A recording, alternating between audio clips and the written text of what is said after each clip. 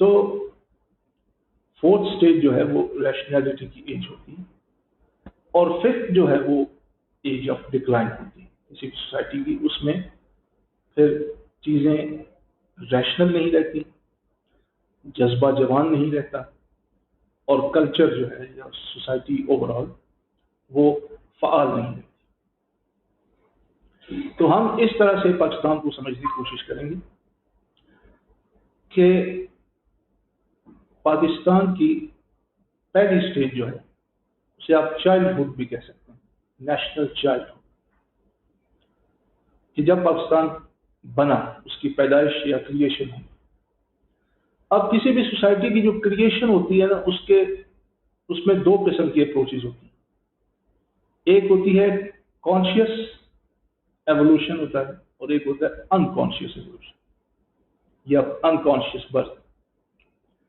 Conscious birth اس nation کی ہوتی ہے کہ جو ایک سٹرگل کے ساتھ بنتی ہے، ایک کسی بڑی موومنٹ کے نتیجے میں بنتی ہے. تو وہ ایک طرح کی کانشیسنیس کے ساتھ ایک شعوری کوشش ہوتی ہے جس کے نتیجے میں کوئی نیشن بلٹ اپ ہوتی ہے یا بنتی ہے. اور جو انکانشیس وہ ہوتی ہے کہ جو حالات کے پیش نظر تو کوئی سوسائٹی بن گئی، لیکن اس کے پیچھے کوئی زیادہ سٹرگل نہیں ہوتی، کوئی بڑی موومنٹ نہیں ہوتی.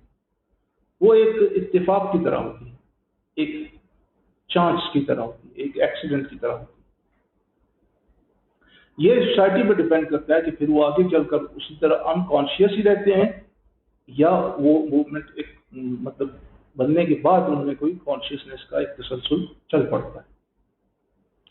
پاکستان کی جو ایگزسٹنس ہے یا اس کا وجود میں آنا ہے، یہ محسوس ہوتا ہے کہ یہ واضح طور پر ایک کانشیس ایفرٹ ہے جسے مسلم لیگ نے خاص طور پر 1930s کے بعد اور قائد اعظم محمد علی جناح کی سربراہی میں علامہ اقبال کی ایک تعبیر کی کوشش جو ہے، یعنی ان کے خواب کی تعبیر کی کوشش جو قائد اعظم نے کی اور باقی مسلمانوں نے، یہ ایک شعوری کوشش لگتی ہے. یعنی نیشن کو اس میں ایڈریس کیا گیا، اسے اس کا نیشن ہونا بتایا گیا کہ وہ نیشن ہے. ہوتا یہ ہے کہ جب آپ پر غلامی کا دور گزرتا ہے تو سب سے پہلے جو چیز کمپرومائز ہوتی ہے وہ آپ کی قومیت کمپرومائز ہوتی ہے، آپ کی شناخت ختم ہونا شروع ہوتی ہے. اور جب آپ کے پاس شناخت نہیں رہتی تو آپ خود نہیں رہتے. یہ کوشش کی گئی کہ اسے ایک نیشن ہوڈ یا ایک قومیت کا جو تصور ہے وہ اجاگر کرایا جائے. اور یہ بات بہت کلیئر ہے، ہمارے ہاں سیکولر لوگوں نے بہت کوشش کی اس کو مسخ کرنے کی. دیکھیے، مسلمانوں کا نیشن کا کانسیپٹ ہے ہی پیورلی اسلامک، اور خاص طور پہ انڈیا کے کانٹیکسٹ میں اگر آپ دیکھیں تو انڈین مسلمز جو ہیں وہ کسی بھی مطلب 20th سینچری یا 21st سینچری میں کسی بھی سوسائٹی سے زیادہ مذہبی، خود ہندو بھی اور مسلم بھی. یہ ممکن نہیں ہے کہ آپ کا مخالف تو یعنی گاندھی صاحب نے جو تحریک چلائی وہ پیورلی ریلیجیس موومنٹ. یہ کیسے ممکن ہے کہ آپ کا مخالف جو ہے، جو آپ کا اینٹی ہے، جو ہاسٹائل ہے یا آپ سے کم از کم مختلف ہے، وہ تو پیورلی ایک ریلیجیس بیسس پر سوسائٹی کو بلٹ اپ کر رہا ہو، اور آپ جو ہیں وہ پیور لبرل اور سیکولر بنیادوں پر بن رہے ہیں. ایسا ممکن نہیں ہے نا. حالات ایسے بتاتے ہیں کہ ایسا نہیں ہوتا ہے، نیچرلی نہیں ہوتا. چنانچہ پاکستان کی جو کریشن ہے یہ کانشیس ایفرٹ ہے. میں اس کی ڈیٹیلز نہیں بیان کروں گا، یقیناً آپ لوگ زیادہ مجھ سے بہتر اس کی ڈیٹیلز جانتے ہیں. دوسرا جو اس میں اس کا جو اسپیکٹ ہے اس چائلڈہڈ کا، آپ دیکھتے ہیں بچپن میں کیا ہوتا ہے کہ غلطیاں زیادہ ہوتی ہیں، سیکھنے کے پروسیس میں غلطیاں زیادہ ہوتی ہیں. چنانچہ پاکستان نے بھی پہلے اپنے ابتدائی 15-20 سالوں میں، جسے میں اس کے بچپنے کی عمر کہتا ہوں، اس میں بہت غلطیاں کی. یعنی جس ڈیموکریسی کی یا اسلامک ڈیموکریسی کی بات ہمارے فور فادرز کرتے تھے وہ صحیح طور پر اسٹیبلش نہیں ہو سکی. لیکن اس کا یہ مطلب نہیں ہے کہ اس کے لیے کوئی کوشش نہیں کی. بہت جانفشانی سے کوششیں کی ہیں اس کے لیے علماء نے, اکیڈیمکس نے, پڑھے لکھے لوگوں نے. اسلامی قانون سازی کے متعلق بڑی رہنمائی کی ہے, بہت کچھ لٹریچر لکھا ہے, عملاً فیلڈ کے اندر بھی کام کر کے دکھا ہے. بہت سی آرگنائزیشنز نے, بہت ساری شخصیات ہیں. لیکن یہ ہے کہ بچہ جیسے چلنا سیکھتا ہے تو گرتا بھی ہے. ہم بھی گرے ہیں کئی بار, لیکن اچھی بات یہ ہے کہ ہم نے چلنا چھوڑا نہیں, ہم بیٹھ نہیں گئے. اچھا, اسی طرح آپ نے دیکھا ہوگا بچپنے میں کیا ہوتا ہے کہ سب سے بڑا پرابلم جو ہوتا ہے یا سب سے اہم جو ایونٹ ہوتا ہے بچپنے میں وہ لینگویج کا ہوتا ہے.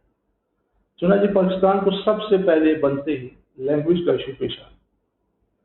بنگالی زبان کو نیشنل لینگویج کہیں یا اردو کہیں. قائد اعظم سمیت جو مسلم لیگ کی لیڈرشپ تھی وہ سمجھتی تھی زیادہ تر لوگ کہ اردو کو ہونا چاہیے, ہماری ایک طرح سے آئیڈینٹی. لیکن بہرحال اس سے مسائل پیدا ہو. اچھا, بچپنے سے تھوڑے لڑکپن کی عمر میں قومی سطح پر ہم اس وقت آئے جب 60s کا دور شروع ہوا. اور آپ کو معلوم ہے کہ جب لڑکپن میں کوئی شخص آتا ہے تو ذرا قوا مضبوط ہو جاتے ہیں اور ایک طرح سے اڑنے کی خواہش ہوتی ہے, بہتری کی, بلندی کی. چنانچہ 1960s میں ہم نے انڈسٹریلائزیشن میں, اوور آل اکانومی میں بہت ڈیولپمنٹ کی. اتنی ڈیولپمنٹ کی کہ اس وقت ہم اس پوزیشن میں تھے کہ ہم نے جرمنی جیسے ملک کو قرض دیا. ہم نے ساؤتھ کوریا کو 5 ایئرز اکنامک پلان بنا کر دیا جس کو انہوں نے فالو کیا اور ساؤتھ کوریا ایک پاور بن گیا. اور ایک اہم بات اس پہلو سے یہ کہ 1965 میں ہماری ایگزسٹنس کو ختم کرنے کے لیے جو جنگ کی گئی, ہم پر مسلط کی گئی, اسے بھی ہم نے جیت لی. یہ بہت پازیٹیو اسپیکٹ. اور یہ صحیح ہے کہ 71 میں ہم نے بہت لاس کیا, اس میں ہماری غلطیاں بھی تھیں, یہ بھی صحیح ہے. لیکن اس میں یہ بھی یاد رکھنا چاہیے کہ ہمارے اپنے لوگوں کو پروپیگنڈا کے ذریعے اس طرح سے مینیپولیٹ کیا گیا کہ ہمارے دشمن نے انہیں اپنے ساتھ ملا دی. اور جب آپ کے گھر کے لوگ دشمن کے ساتھ مل جائیں تو پھر آپ شکست جو ہے آپ کی یقینی ہوتی. میں سمجھتا ہوں کہ 70s کا جو دور شروع ہوا تو یہاں سے پاکستان کی آپ کہیے کہ نوجوانی کی عمر شروع ہوتی, اس کی ایڈولیسنٹ ایج جو ہے وہ سٹارٹ ہوتی. اور جیسے ہیومن لائف میں ہوتا ہے کہ جب نوجوانی کی عمر ہوتی ہے تو آپ دیکھتے ہیں کہ زیادہ پیشنیٹ ہوتا ہے اور زیادہ وہ اپنی انسٹنکٹ سے, اپنی جبلتوں سے بہت متاثر ہوتا ہے. سو یہی ہمارے ساتھ ہوا. ذوالفقار علی بھٹو صاحب کے دور میں ہم بڑی تیزی کے ساتھ لبرلائزیشن کی طرف بڑھے. جیسے نوجوانی میں نئے نئے خیالات میں آزادی آتی ہے تو نوجوان کرتے ہیں, ایسا ہی ہم نے کیا. گو کہ اس میں بھی ایک پازیٹیو چیز یہ ہے, ذوالفقار علی بھٹو صاحب کے دور میں پیرالل 2 چیزیں چلتی ہیں. ایک مسٹیک انہوں نے یہ کی کہ وہ ہمارے سوشل فیبرک کو نہیں سمجھ سکے اور انہوں نے اسلامک سوشلزم کا ایک شوشہ چھوڑ دیا.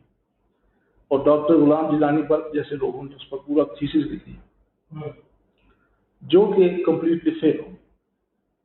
اسلام اور سوشلزم کا آپس میں کوئی میچ, کوئی پیچ اپ نہیں بنتا, کیونکہ سوشلزم جس ہیومن ایگزسٹنس کی, سوسائٹی کی جس طرح کی فیبرکس کی بات کرتا ہے, اسلام اس کے بالکل اینٹی تھیسس کے طور پر ہے. لیکن پازیٹیو چیز جو میں کہہ رہا تھا ان کے دور میں یہ ہوئی کہ انہوں نے یہ ریئلائز کیا کہ ہمیں ایک سروائیول تھریٹ موجود ہے اپنے دشمن سے, جو 71 میں ہم نے دیکھا کہ اس کے نتائج بھی نکلے. انہوں نے کہا کہ ہم ہر صورت میں ایک نیوکلیئر پاور بنیں گے. اس کے لیے انہیں ایسا لگتا ہے کہ اسی کے لیے یہی سزا ملی ان کو اپنی جان دینا پڑی. اور بھی مسٹیکس تھیں ان کی, انہوں نے اپوزیشن کے ساتھ جو کچھ کیا 1977 کی موومنٹ میں جو ہوا وہ بھی ہمارے سامنے. لیکن بہرحال یہ بہت اچھا ان کا اسپیکٹ. اچھا، اسی نوجوانی کی عمر میں جیسے ہوتا ہے کہ کچھ لبرل آئیڈیاز اور یہ چیزیں بھی آتی ہیں، لیکن آپ دیکھیں انسان بہت جذباتی ہوتا ہے تو وہ کچھ اسپرچل آئیڈیاز سے بھی متاثر ہوئے بغیر نہیں رہ سکتا. کوئی بھی شخص ہوتا ہے، اکثر اوقات ایسا ہوتا ہے. تو یہ جو ہماری ایڈولیسنٹ ایج تھی، اس میں ایک ریئیکشن کے طور پر اسلامائزیشن کا سسٹم شروع ہوا جو ضیاء الحق صاحب نے شروع کیا. انہوں نے انفارچونیٹلی یہ ریئلائز نہیں کیا کہ اسلامائزیشن جبرن نہیں ہوتی.